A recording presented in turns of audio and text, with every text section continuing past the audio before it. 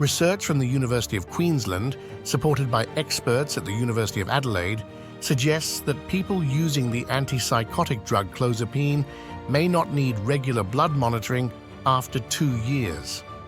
Clozapine is prescribed for treatment-resistant schizophrenia, but can initially interfere with white blood cell production, necessitating weekly blood tests for the first 18 weeks and monthly tests thereafter.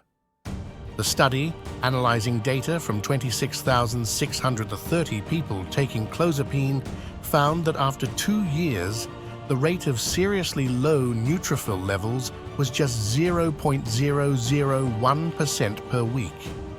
The researchers hope these findings will lead to a change in practice, making clozapine more accessible to those who need it.